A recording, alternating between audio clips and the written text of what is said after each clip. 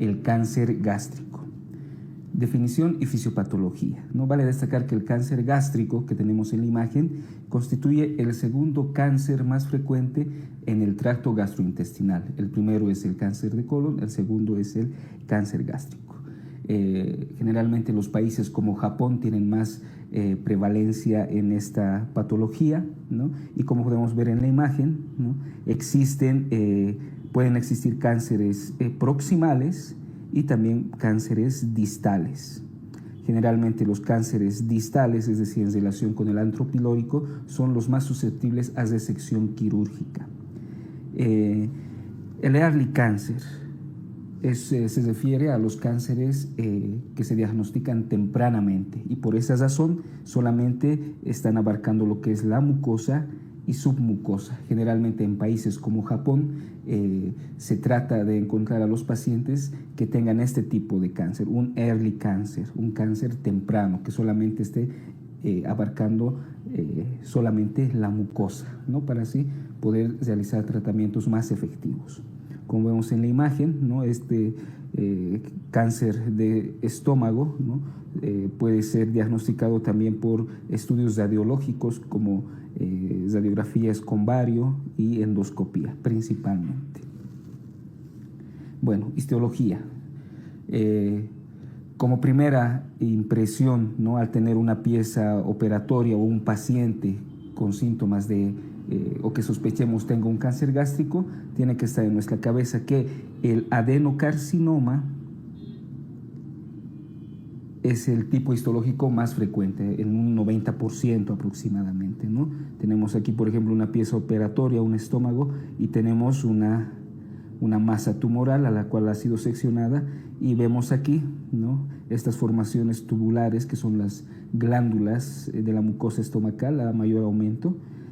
Todo lo que se refiere a glándulas es lo que tiene el prefijo adenocarcinoma, o sea, que de estas células que forman las glándulas van sufriendo mucha mitosis, malignizando y forman el adenocarcinoma gástrico. Y vemos aquí en esta última placa histológica cómo este adenocarcinoma ya va infiltrando la capa muscular del estómago, ¿no? Bueno, pero también hay otros tipos histológicos, como pueden ser los linfomas tipo MALT o los HIST, ¿no? Los tumores HIST. Bueno, dentro del adenocarcinoma en sí, que es el más frecuente, tenemos lo que es el tipo intestinal y el tipo difuso. El tipo intestinal vamos a decir que es el adenocarcinoma clásico, se presenta más en varones, ¿no? Está relacionado con lesiones premalignas como metaplasia, gastritis atrófica, ¿no? Y generalmente hay un estímulo nocivo crónico, ¿no? Que predispone a un adenocarcinoma de tipo intestinal.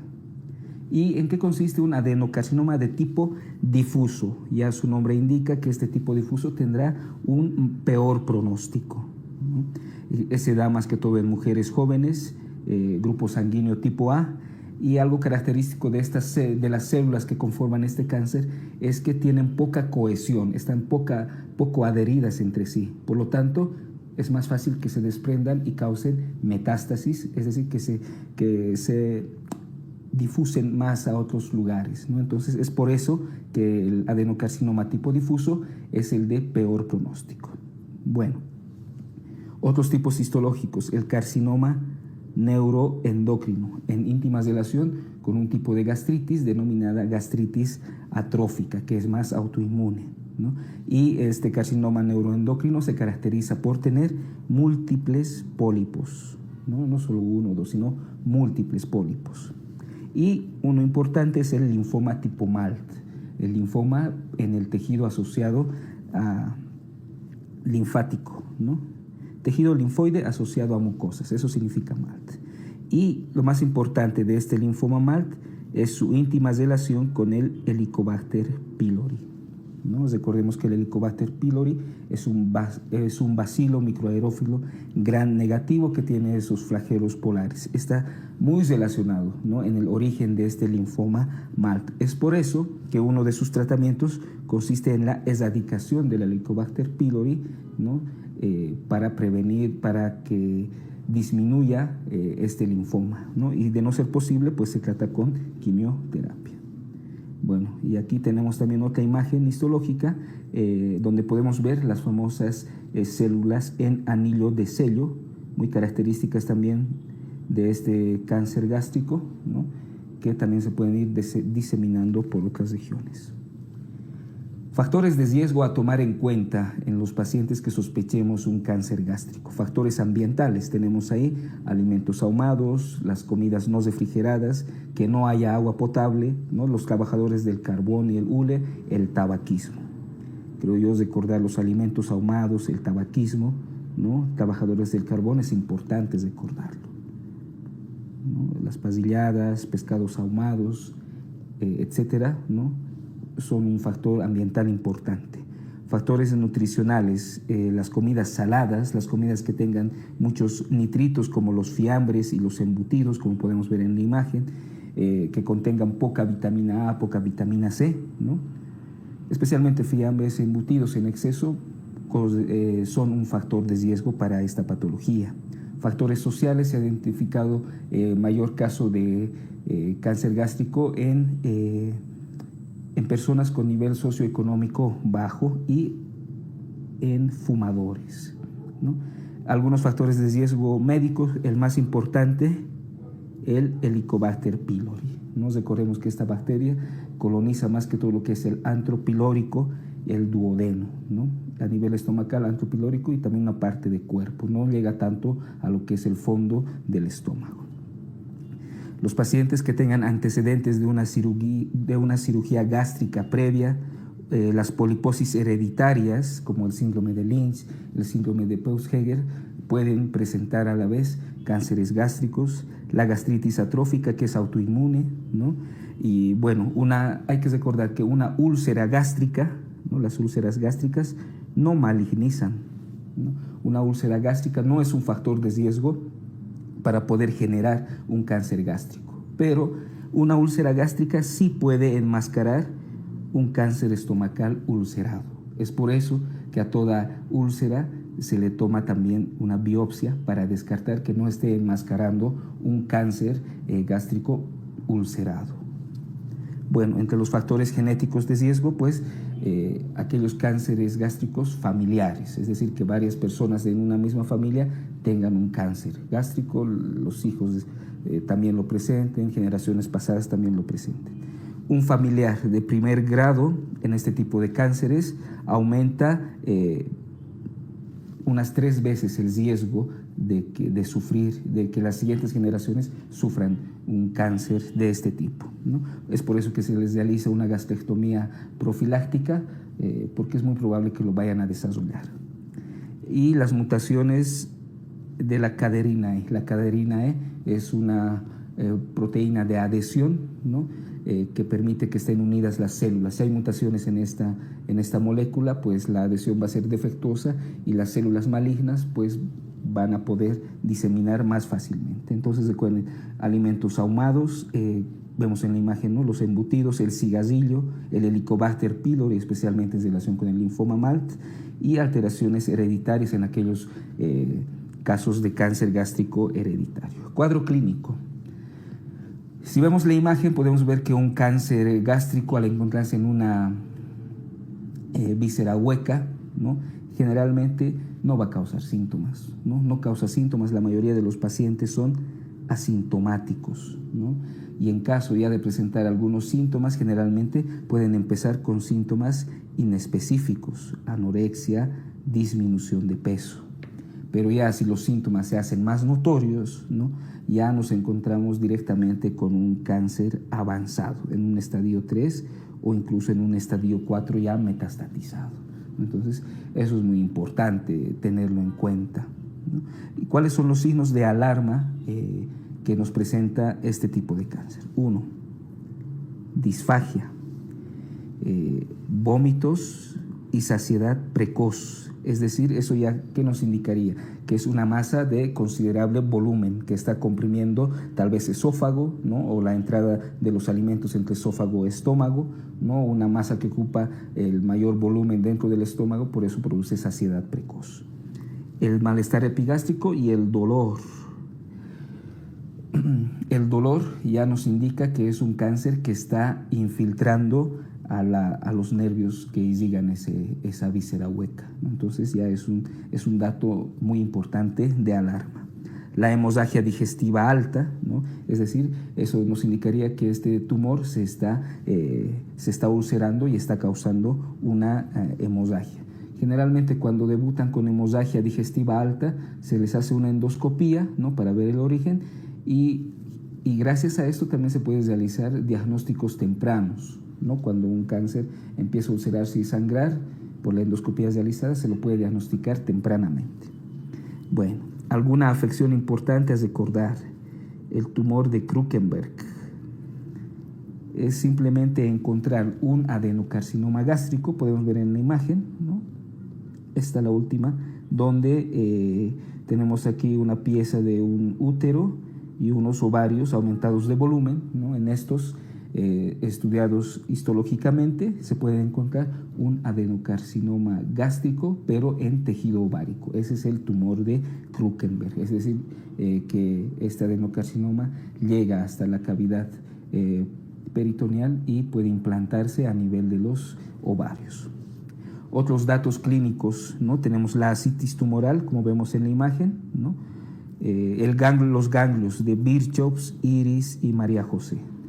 En este paciente, por ejemplo, tenemos un ganglio de Virchow, es un ganglio supraclavicular que está en relación con el cáncer gástrico, pero también con el cáncer de pulmón. Luego tenemos en algunos pacientes el ganglio de Iris, que se encuentra un ganglio hipertrófico a nivel de la axila izquierda. Y en la imagen, un ganglio a nivel umbilical es el llamado ganglio de la hermana María José. También en relación nos indica una invasión de estos ganglios por un carcinoma gástrico. Diagnóstico. ¿Cuál es el principal estudio diagnóstico? Es la endoscopía. La endoscopía digestiva alta con toma de biopsia. Este método es el que nos va a dar el diagnóstico en sí. Podemos ayudarnos también con hemograma, función renal, función hepática, proteínas totales, albúmina, iones, y también pedir los marcadores, el antígeno carcinoembrionario y el CA19-9, que generalmente pueden estar ligeramente elevados. Pero recordemos, como vemos en la imagen, la endoscopía es la principal prueba diagnóstica.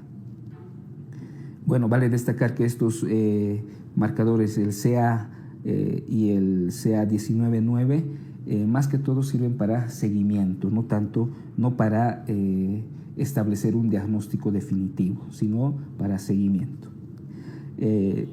La tomografía tóraco-abdominal, como vemos en la imagen, pues nos va a mostrar la región del tumor, nos va a mostrar cómo están los órganos adyacentes a este y los ganglios, ¿no? Perigástricos, ¿no? Si es que están infiltrados o no. Es decir, el TAC nos sirve para la extensión regional y locorregional de este cáncer. Nos ayuda a encontrar el TNM de esta patología. Bueno, la ecoendoscopia, ¿no? De igual manera nos sirve para valorar la extensión, pero como vemos en la imagen es una ecografía que se realiza por vía endoscópica, entonces nos va a mostrar más imágenes en relación al tubo digestivo, las paredes estomacales, sus diferentes capas, los ganglios que están alrededor del órgano respectivo, ¿no? Simplemente, pero no nos va a mostrar metástasis en pulmón, metástasis en otros órganos o en órganos distantes. Por lo tanto, solamente nos ayuda en la extensión locorregional, la ecoendoscopia. Nos ayuda con el T y el N, que lo vamos a ver posteriormente.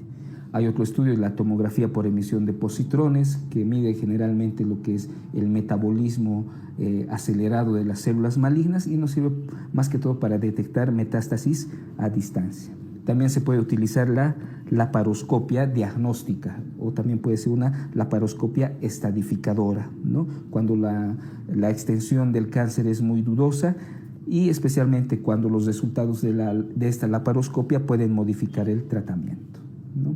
Entonces son los métodos diagnósticos que más se utilizan, pero es indispensable hacer una endoscopía digestiva alta con toma de biopsias. Bueno, hablábamos de la estratificación del famoso TNM. Miren, este es el T, valora lo que es la extensión del tumor,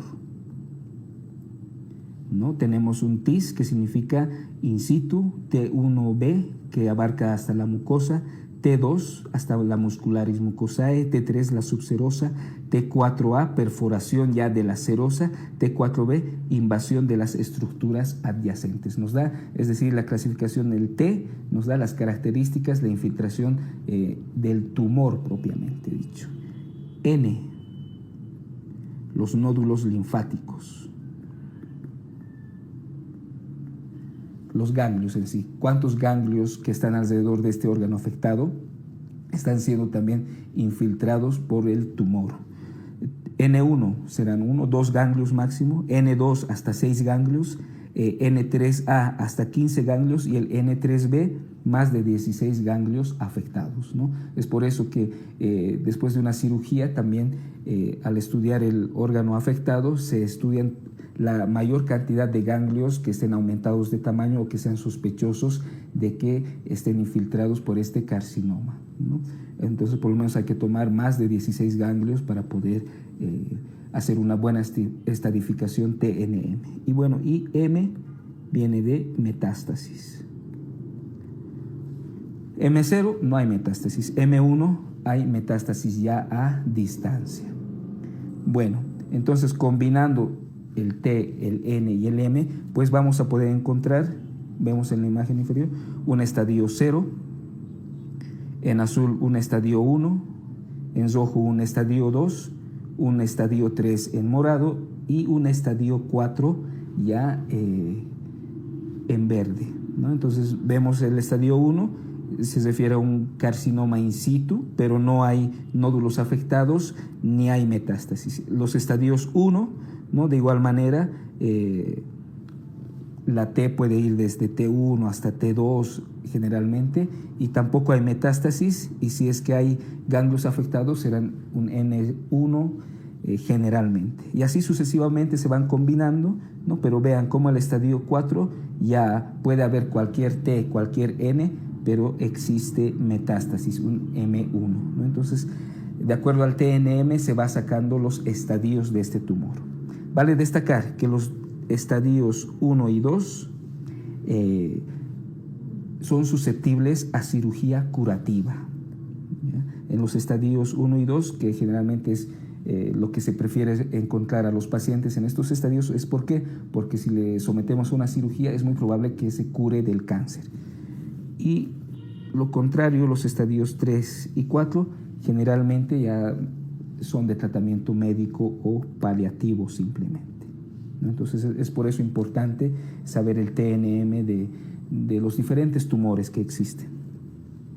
Tratamiento. Generalmente se busca siempre que la cirugía sea curativa, pero no, esto recordemos que se hace en estadios tempranos.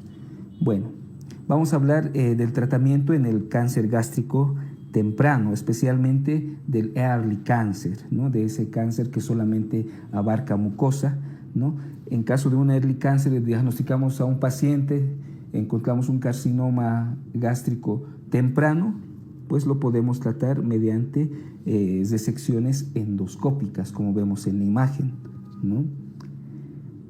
Vemos aquí es el cáncer, solamente está en la parte de la mucosa.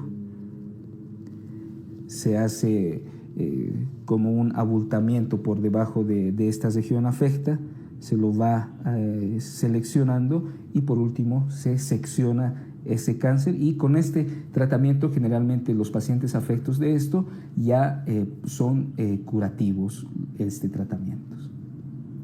Bueno, y también ahora vemos lo que es el tratamiento, pero ya en los estadios 1 y estadio 2.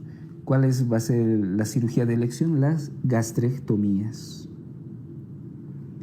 Como podemos observar, tenemos una gastrectomía total y gastrectomías parciales, ¿no?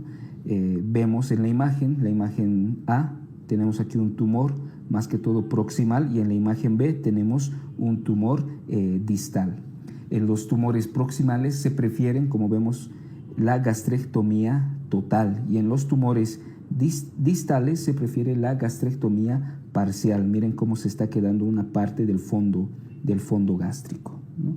Esto puede venir acompañado de lo que es la técnica Billroth 2 y especialmente la técnica en Y de Zaux, que es esta, como formar una Y con las asas intestinales que han quedado después de la gastrectomía, sea total o parcial.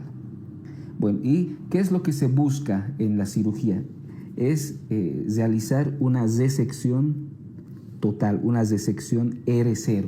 ¿Y cómo se define lograr una resección R0? Cuando se obtienen los márgenes de la pieza que se ha obtenido, los márgenes, en esos márgenes hay tejido sano por lo menos de unos 5 centímetros, ¿no? Y el lavado peritoneal sale negativo. Entonces, unos márgenes libres de tumor, por lo menos unos 5 centímetros. El lavado peritoneal que salga negativo para células malignas, se dice que esa cirugía ha logrado una resección R0, ¿no? Es importante valorar los ganglios perigástricos, ¿no? Como hemos visto en la clasificación TNM, ¿no? Y la tomografía nos sirve para ver si hay invasión de los órganos adyacentes, especialmente si vemos la imagen, por aquí pues hay vasos sanguíneos muy importantes como las arterias mesentéricas, la vena porta, ¿no? Entonces, por medio de la tomografía ya se puede ir viendo si estos vasos sanguíneos están siendo infiltrados o no por el tumor. Bueno, ¿y cuáles son las contraindicaciones para este tipo de cirugías? Que ya el tumor haya invadido lo que es la vena porta o la vena mesentérica, ahí ya no se puede realizar la cirugía. Carcinomatosis peritoneal, es decir, cuando el tumor ya ha llegado a invadir, a infiltrarse lo que es el peritoneo, y esto generalmente causa una ascitis maligna, ¿no? Las ascitis tumorales positivas, ¿no? Líquido ascítico, ¿no? Realizando una paracentesis, la vemos a microscopio y vemos gran cantidad de células malignas. Los estadios 4 tampoco son susceptibles de las gastrectomías, ¿no? Vendrían a ser las contraindicaciones de este tipo de cirugías. Bueno, ¿y qué es lo que hacemos en los estadios más avanzados? Estadios 3 y estadios 4, ¿no? Generalmente el tratamiento en estos estadios se basa en la quimioterapia. Bueno, ¿y cómo usamos esta quimioterapia? Por ejemplo, en los estadios 2 y 3 que aún sean resecables, pues le vamos a dar una quimioterapia preoperatoria. Es lo que se llama la quimioterapia neoadyuvante. Entonces, quimioterapia neoadyuvante consiste en esto. Vemos la imagen, tenemos aquí una masa tumoral. Entonces, procedemos a darle quimioterapia neoadyuvante. Entonces, después de haber recibido el tratamiento quimioterápico, se hacen los estudios correspondientes y vemos que el tamaño del tumor ha disminuido considerablemente, por lo tanto, recién se hace la cirugía. Entonces, generalmente se obtienen mejores resultados con esta quimioterapia neoadyuvante. También se puede hacer quimioterapia más radioterapia, la llamada quimioradioterapia, pero a veces afecta la mortalidad en los pacientes. Recuerden que son pacientes que ya están debilitados, ¿no?, por el mismo cáncer, entonces puede llegar a aumentar su morbilidad. Bueno, y realizando estos tratamientos, ¿cuál es la sobrevida a los 5 años de los pacientes? Esto depende del estadio en el que se encuentre. Por ejemplo, los estadios tipo 1, el 91% de estos pacientes tratados mediante quimioterapia neoadyuvante, el 91% de estos pacientes va a sobrevivir un poco más de 5 años. Los del estadio 2, solamente ya el 72% va a llegar a los 5 años. Del estadio 3, ya solamente el 44%, y en un estadio 4, un 9% llega a los 5 años. Bueno, y también tenemos otra terapia, la llamada quimioterapia adyuvante. Esta terapia adyuvante vendría a ser la quimioterapia post-cirugía, ¿no? La quimioterapia postoperatoria. Tenemos aquí el tumor, no realizamos ningún tipo de tratamiento, nos vamos directamente a la cirugía y después de la cirugía, ¿no? Por si ha quedado algún resto microscópico de cáncer, ¿no? Nos ayudamos con esta quimioterapia adyuvante o postoperatoria, ¿no? Entonces, ¿para qué sirve esto? Para erradicar enfermedad residual, para erradicar micrometástasis, ¿no? Ayuda a disminuir las recidivas del cáncer y también aumenta ligeramente la sobrevida de los pacientes. Bueno, también se puede utilizar la radioterapia en qué tipo de tumores, en los que se les ha operado, se ha mandado la pieza operatoria a anatomía patológica, pero los bordes, ¿no?, de la pieza operatoria aún tienen rastros de carcinoma. Entonces ahí se puede ayudar con lo que es la radioterapia. Entonces, que quede claro esta diferencia en lo que es la quimioterapia neoadyuvante o preoperatoria y la quimioterapia adyuvante o postoperatoria. Luego, tratamientos paliativos. Paliativos, es decir, para disminuir los síntomas del paciente. De igual manera, están basados en lo que es la quimioterapia, pues aumenta, aunque sean ya estadios ya finales del cáncer, con una quimioterapia adecuada se aumenta la sobrevida de los pacientes y se disminuye mucho los síntomas. Tenemos ahí, por ejemplo, también, aparte lo que es la radioterapia paliativa, para síntomas como el dolor, la obstrucción, el sangrado tumoral, ¿no? Mediante la endoscopía también se pueden realizar algunos procedimientos, como vemos en esta imagen, ¿no? Se pueden colocar sondas, endoprótesis, hemostasias, tunelizaciones transmurales, ¿no? Estas tunelizaciones transmurales es cuando ya el paciente puede tener una obstrucción, ¿no? Entonces no recibe alimentos, entonces se le puede colocar una tunelización transmural directamente para que reciba comida en el estómago. Mediante la radiología intervencionista, ¿no? Como vemos, se pueden colocar sondas endoscópicas, ¿no? Por ejemplo, en este estómago, ¿no? Seguramente este paciente ha tenido ahí una obstrucción tumoral, ¿no? Entonces ya está en un estadio muy avanzado, ya no es posible realizarle la cirugía, entonces se le coloca estas sondas endoprotésicas, ¿no? Y van dilatando y mejorando la obstrucción que tenía este. Entonces vale destacar ya que en estos estadios avanzados la cirugía vendría ya a corresponder una segunda elección. Se prefieren todos estos, quimioterapia, estas endoprótesis, ¿no? Para paliar los síntomas respectivos. Bueno, ¿y qué complicaciones, no? Sé que es un cuadro un poco amplio, ¿no? Pero son las complicaciones que presentan especialmente las gastrectomías, ¿no? Tenemos en anaranjado las complicaciones precoces y en verde las complicaciones tardías. Dentro de las complicaciones precoces vemos lo que es la hemorragia intragástrica y algunos síndromes obstructivos, obstrucción de la boca anastomótica, obstrucción aguda del asa aferente, ¿no? También rápidamente se pueden crear fístulas del muñón duodenal y fístulas de la anastomosis, ¿no? Yo creo que conocer de manera general en qué consisten sirve para el examen, pero especialmente podemos ver lo que son las complicaciones tardías, ¿no? Especialmente los síndromes de asa aferente y síndromes de asa eferente. Recuerdan, anteriormente habíamos hablado de las gastrectomías totales y parciales que pueden estar acompañadas de técnicas Billroth-II y técnicas en Yedes-Oaks, ¿no? Generalmente se prefieren las Yedes-Oaks porque no tiene tantas complicaciones, pero lo que sí tienen complicaciones son las técnicas Billroth-II, es por eso que ya no se utilizan. Y estas complicaciones de asa aferente y asa eferente se presentaban más que todo en esta técnica Billroth-II, ¿no? Por ejemplo, el asa aferente cursa el paciente con vómitos biliosos, ¿no? Vómitos biliosos, imaginemos este es el estómago que ha quedado, asa aferente y asa eferente, ¿no? Entonces, la obstrucción en asa aferente solamente va a dar vómitos biliosos el paciente.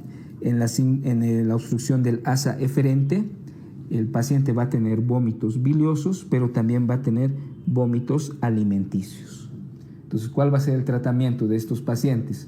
Convertir esa técnica Billroth-2 en una técnica IE de Stokes. Bueno, luego tenemos también otro síndrome, el síndrome de antro detenido, ¿no? Se le ha hecho la gastrectomía, ¿no? Pero se le ha dejado una pequeña cantidad de antro al paciente, ¿no? Se lo ha unido con la asa intestinal respectiva, pero esa pequeña cantidad de tejido antral, ¿no? Aún estimula la formación de ácido clorhídrico y estos pacientes presentan úlceras gástricas recidivantes difíciles de tratar. Algunos síndromes fisiológicos, el síndrome de dumping o de vaciamiento precoz, ¿no? Donde se producen síntomas vasomotores y síntomas abdominales. Puede haber un dumping precoz y un dumping tardío. El dumping precoz está más relacionado con hipovolemia y el dumping tardío por el consumo excesivo de carbohidratos en pacientes que han tenido estas cirugías gástricas. La gastritis por reflujo biliar, complicaciones de la vagotomía, ¿no? Si recordamos un poco, ya lo hemos visto, lo que es la vagotomía troncular y la vagotomía supraselectiva. La supraselectiva iba seccionando varios filetes del vago, ¿no? Y la vagotomía troncular directamente todo el tronco del vago, pero siempre acompañado de piloroplastia, ¿no? Entonces, las diarreas post-vagotomía generalmente se van a dar en las vagotomías tronculares, ¿no? Porque estamos causando ahí un desbalance entre secreción gástrica y motilidad gástrica. Las colelitiasis también es importante recordarlas y las diferentes. Entonces esto vendría a ser lo principal de estas complicaciones que pueden preguntarles tal vez en el examen. Muy bien, entonces todo lo anterior que hayamos visto está más que todo en relación con el adenocarcinoma gástrico, ya sea proximal, distal, ¿no? Su forma de diagnóstico, la clínica que pueden obtener. Bueno, y ahora vamos a ver rápidamente algunos otros tipos de cáncer gástrico, especialmente el linfoma tipo MALT. ¿Qué es lo que me tengo que recordar del linfoma tipo MALT? Que es un linfoma no Hodgkin de estirpe B, es decir, lo que va a caracterizar es que en este carcinoma vamos a ver, como vemos en la placa histológica de aquí abajo, full linfocitos. Los linfocitos de tipo B van a causar este linfoma. ¿Qué más me tengo que recordar? Que está en relación con lo que es la Helicobacter pylori. Para su diagnóstico, de igual manera, endoscopía más biopsia, la tomografía nos va a dar el TNM, es decir, la extensión, ¿no? Y vale destacar que los estadios localizados de bajo grado, ¿no?